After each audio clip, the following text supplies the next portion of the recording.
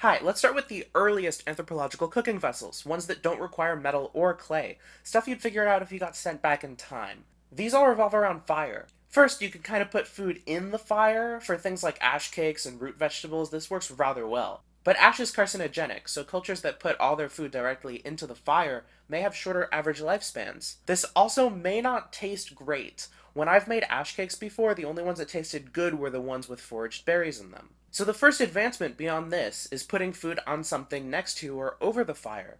My family has wrapped potatoes in tinfoil and put them in a fire before, and it's a pretty good way of cooking. If you find a big and flat stone, you can clean it in water easily and cook food on top of it. Finding stones and arranging them is really easy, so a lot of cultures do it early on. Next, an earth oven! It's actually really easy to do this. Whoa, whiplash! Oh my god, we're in Papua New Guinea? How the hell did we get here? Let's look at how the people of Enga make mumu. The full video is linked below, and I've cut out all the graphic parts, but it includes the full butchering of a pig from start to finish. Put stones in fire until they're super hot. Then, put them in a pit with food and cover it with soil. Usually, large leaves act as a buffer. Everywhere with some sort of earth oven does it a little differently. Some pour water over to create steam, for example. This style of cooking has been developed in the Americas, South Asia, and the Pacific Ocean, where it's extremely widespread. Something that I love about this particular video is seeing what jobs are person-specific. Everyone has a role to play. For example, the people in charge of preparing the organs of the pig are the people who raise and feed the pig, while the rest is left up to men. Women peel sweet potatoes and prepare vegetables. This guy is in charge of arranging everything in the fire pit. And at the very end, everyone works together to wrap up the whole thing with banana leaves. You can steam food above ground too. If you gently heat wood, it won't catch on fire, which allows you to do super cool stuff like bamboo steaming. Did you know you can hang food over a fire to smoke it? You did? Oh, huh. I didn't until I researched for this video. Well, smoking is amazing. You can build a fire under a long branch and hang the food from it. You can make a spit out of branches and hang food from that too. Lots of ways to do this. Or just skewer the food and balance that over a fire. Perhaps you lean one side against a tree and the other against the ground. Or perhaps you find two trees close together and lay the spit across them. Or you can make supports out of wood. Lots of ways to do this too. If you're stuck in this stage, you can come up with whatever local plants or animals you need to make it work. Like maybe people use turtle shells as pots. There's a lot of specialty stuff you can give your culture. You can also use really big leaves as like bowls, kind of like, whoa, whiplash! Oh my god, we're in Papua New Guinea? Again? Anyway, you can use really big leaves as bowls, kind of how tamatama is made in Bougainville. They use banana leaves and cook food in coconut milk. It's really cool. See, here she's using a rock to make sure the stuff in the leaf doesn't spill out. This is a good option if your culture doesn't use clay pots, as long as the leaves are sturdy and maybe a bit heat resistant. But clay can be really useful. More on that later.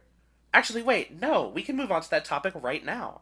Pottery goes back 20,000 years. That's crazy. Writing only goes back 6,000 years, so pottery is a really old technology. Clay can be formed into any shape and fired in an underground kiln, or an above-ground kiln. Doesn't really matter where the kiln is. The higher quality the clay, the more likely it is to be food safe. Glazes are not as old as pottery itself, but they're still pretty old and can be made out of a lot of things. The easiest way to make glaze is with wood ash and powdered rocks, like quartz. I've linked a tutorial below that I really like. But anyway, once we have clay pots, they can be heated up really, really hot. They also don't have any holes in them. Unless you're really bad at it or something. But my mom is really, really, really, really, really good at it, so I wouldn't know what that's like. My mom's birthday is coming up soon, so wish her a happy birthday in the comments! There are also lots of types of clay and pottery, so if those details entice you, do some research before including pottery in your fictional society. Earthenware is the most common one worldwide in indigenous cultures. It's also called terracotta, and it's what the terracotta warriors are made out of. You can put food into clay pots, and put the clay pots directly over fires, or suspended above them, hanging from a branch maybe? Or balanced on rocks? You can figure it out. You're extremely creative, and I really respect that about you. The Maya today used metal, but before colonization, they used earthenware comales to cook their tortillas. So flat surfaces made of clay are also really common. In North Africa, the tagine, which is pronounced tagine. in Arabic, is used to cook a variety of dishes. The word also refers to the food cooked inside the vessel. This too is earthenware. You can also boil in clay pots. Add water, then add food. This is one of the oldest ways to cook food. It's as old as pottery itself. And the food can taste crazy good too. In the Philippines, dishes including adobo are made in the palayok, which is a thick earthenware vessel. You can also deep fry in clay pots. Why not? I'm not sure how prevalent this is historically, but like, it could work if you have enough fat. Though not all types of clay can handle super duper high heat. Next, after clay, We have metal. We have metal. Metal is not easy to make, but once you're able to purify and shape metal into cookware, your cooking levels up. Now we get to dive into the wonderful world of frying pans and the like. Let's start with material. One of the earliest materials used for cooking was iron. Cast iron refers to the process of casting iron into a mold. This requires a lot of specialized equipment and a very, very hot fire. But, once cast, iron is a fantastic tool to cook with. Disfortunately, when iron is first made, food sticks to it in very fashion.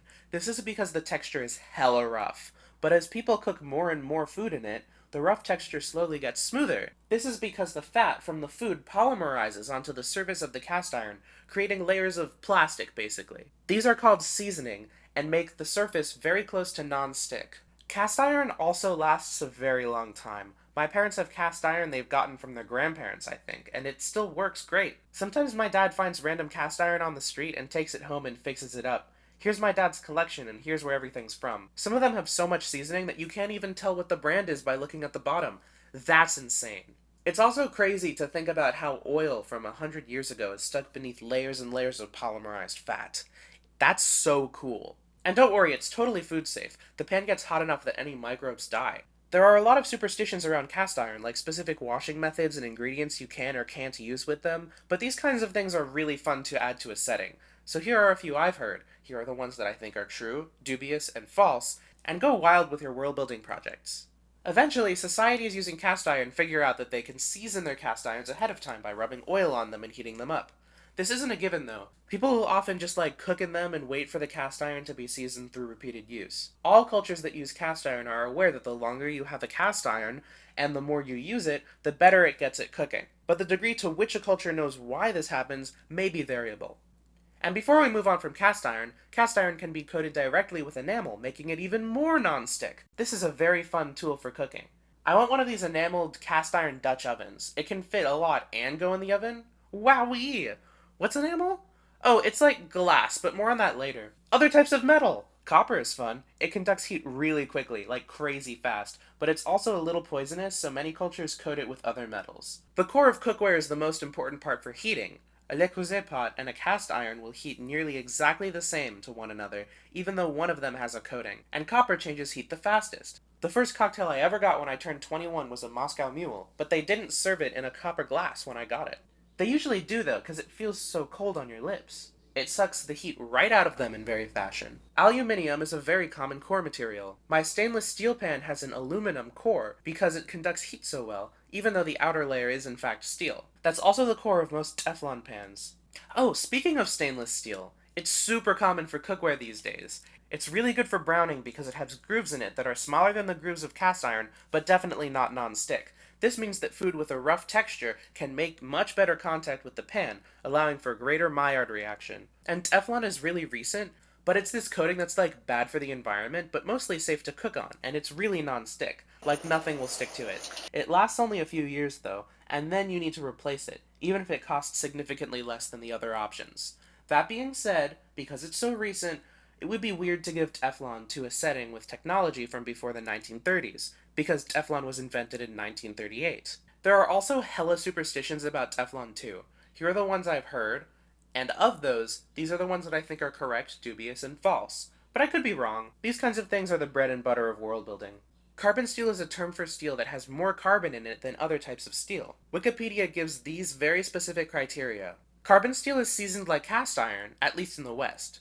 Carbon steel goes back to Damascus around 500 BC, according to this cool forge website I found. Link below. It was also developed in Japan independently, I think? Once you can forge it, you can make cookware out of it, and that's the important part. I guess one big difference between carbon steel and cast iron is that pre-seasoning, cast iron is already black, but carbon steel really lets you see the seasoning for what it is. It's black. When you soak seasoned carbon steel in lye, the seasoning comes off, and it's all these little black flakes. And next, glass! You can cook in glass. The person cooking with glass right here is a really fun YouTuber who makes recipes from anime, and the main pot she uses is made out of glass. Glass can get really hot without breaking, as long as you don't change the temperatures too quickly, or it might shatter. There are many different types of glass too. Glass blowing is thousands of years old, but the types of glass that people made back then may have been too delicate to cook in. The first type of glass that can be used for cooking, as far as I've been able to find, is soda lime glass, which is also the most common type of glass historically, according to the Government of Maryland. Thanks for the information, Government of Maryland. Borosilicate glass is fantastic for cooking, and it was invented in the late 1800s. Borosilicate glass is resistant to quick changes in temperature, but direct heat is not typically recommended.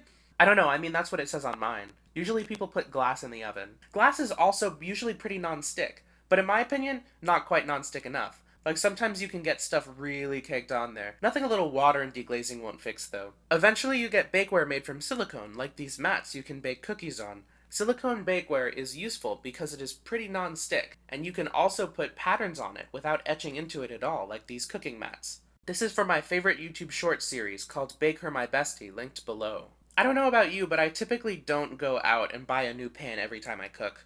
The cookware we have means a lot to us because we use it so often. Explore this meaning in your world building. Also consider how specified cookware can be. Like, we have these Chinese colanders, sous vide, woks, tavas, bamboo steamers, this strange thing my dad found that I mentioned before, paella pans, which is funny because paella means pan. There are like a lot of cooking vessels that are very specific to the foods cooked in them. Also, some vessels used for preparing food don't use any heat at all, like the humble mortar and pestle. But at this point, we're getting into cooking utensils, and that would probably be a whole other video. Like, knives are low-key crazy. Thank you to my dad and my mom for being cool and knowledgeable about metal and clay cookware respectively. Did I miss anything? Let me know. As always, hella links in the description about what people cook on around the world. Oh yeah, also join my Discord server, eat a good fish, and let me know what type of vessel you cooked it in too.